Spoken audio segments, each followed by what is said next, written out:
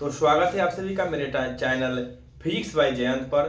और आप लोगों के लिए हम लेकर आए हैं क्लास 10th एनसीईआरटी के, जो बिहार बोर्ड के बच्चों के लिए खास है। उसका प्रश्नावली 1.1 के जो पूछा जाता है अभाज्य गुणनखंड, उसका सभी पांचों एग्जाम्पल जो मेन प्रश्नावली 1.1 है उसका। तो पहले इससे पहले मैं आपको बता दूंगा कि अभाज्य गुणनखंड का डिटेल होता क्या है, ठीक है। और उसके बाद आपको समझाएंगे कि अभाज्य गुणनखंड कैसे निकाले। उसके बाद आपको ये पांचों प्रश्न करा देंगे, जिससे पूरी तरह आप क्लियर हो जाएंगे कि अभाज्य गुणनखंड कैसे निकाले। साथ ही बताएंगे कि अभाज्य गुणनखंड का महत्व क्या है बिहार बोर्ड के एग्जाम में, इससे कितने ऑब्जेक्टिव प्रश्न आते हैं। ज्यादातर ऑब्जेक्टिव प्रश्न ही पूछे जाते हैं, और इसका महत्व यह है कि इसके सहारे एलसीएम और एचसीएफ याद किया जाता है। तो चलिए बता दें ध्यान से। पहले जान लीजिए अभाज्य संख्या के बारे में। अभाज्य संख्या, ध्यान सुनिएगा, वह संख्या जिसमें एक से भाग लगे और उसी संख्या से भाग लगे, यही कंसेप्ट याद रखना है। एक से भाग लगे और उसी संख्या से भाग लगे उसे अभाज्य संख्या कहते हैं। जैसे आप देख सकते हैं एग्जांपल में 2 है तो इसमें 1 से भाग लगेगा और आपका 2 से भाग लगेगा। 3 है तो 1 से भाग लगेगा और 2 से भाग लगेगा। उसी तरह 5 है तो इसमें 1 से भाग लगेगा और 5 से भाग लगेगा। यहाँ 3 होगा, सॉरी मिस्टेक हो गया। तो सबसे छोटी अभाज्य संख्या 2 है और सबसे बड़ा अभाज्य संख्या अभी तक परिभाषित नहीं हुआ है। बात किया जाए अभाज्य गुणनखंड क्या है, सुनिएगा ध्यान से। अभाज्य गुणनखंड तो किसी भी संख्या को अभाज्य रूप में तोड़कर गुणा के रूप में लिख देना अभाज्य गुणनखंड कहलाता है। और इसका सबसे पहले बताया था कार्ल फ्रेडरिक गॉस। इसके बारे में कौन बताया था सबसे पहले? Karl Frederick Gauss. Karl Frederick Gauss कौन बताया था? Karl Frederick Gauss. ये आपका ऑब्जेक्टिव में नहीं पूछा जाएगा, चिंता नहीं कीजिएगा। इसे गणितज्ञों का राजकुमार कहते हैं, गणितज्ञों का राजकुमार। अब बात की जाए तोड़ेंगे कैसे, तो ध्यान से देखिएगा। मान लीजिए 80 का पूछे अभाज्य गुणनखंड बताए, 80 का अभाज्य गुणनखंड बताए, 80 का अभाज्य गुणनखंड बताए, तो बताएंगे कैसे? तो ध्यान से सुनिए और अच्छा से समझिए। 80 को लिख दीजिए पहले और 2 से भाग दीजिए। पहले तो 2 पहले का 2 है ना, पहले 2 से कोशिश करना है, फिर 3 से, फिर 5 से, 7 से, 11 से, 13 से, 17 से, 19 से, 23 से, और इस तरह आगे बढ़ते जाना है। अक्सर मीटर इतने पर आपका खत्म हो जाएगा। तो 2 से भाग देंगे तो क्या आएगा?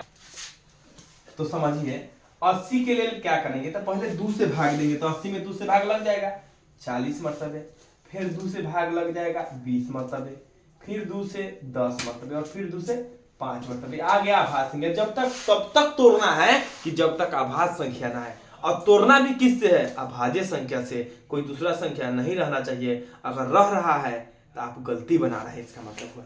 तो अब 80 का अभाज्य गुणनखंड क्या होगा, शांति से देख लीजिए। 2 का एगो आ गया, 4 गो, तो 2 गुने 2 गुने 2 और गुने 5 हो गया, तो हो गया 80 का अभाज्य गुणनखंड। इसको इस तरह भी हम लिख सकते हैं 2 पर पावर 4, चूंकि 2 है 4 गो।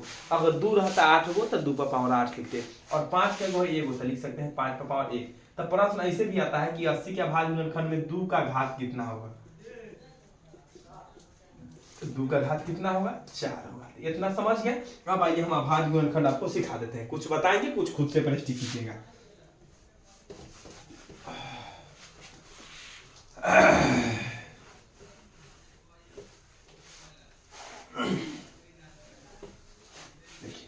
देखिए 140 है तो 140 में अगर हम 2 से भाग देंगे तो ये आपका आ जाएगा 70, फिर 2 से भाग देंगे 35, 2 से भाग नहीं लगेगा तो 5 से लगेगा, तो कितना आ गया 7। तो 140 को हम क्या लिख सकते हैं?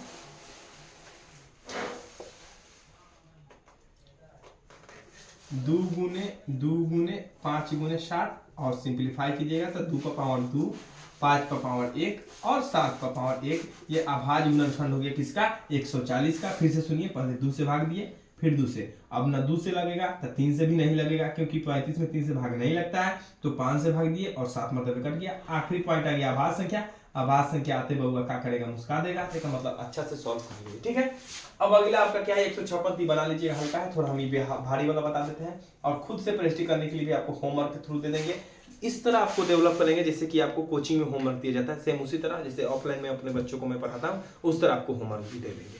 तब देखिए इसको कैसे सॉल्व करेंगे। ये तो हल्का है, 38 2 5। देखिए इसके लिए पहले लिख दीजिए 38 2 5। देखिए लास्ट में अगर इकाई अंक अभाज्य इकाई अंक विषम संख्या रहे तो उसमें 2 से भाग नहीं लगता है, तो 3 से भाग लगने के लिए चेक करेंगे कि अंकों के योग में 3 से भाग लग रहा है कि नहीं।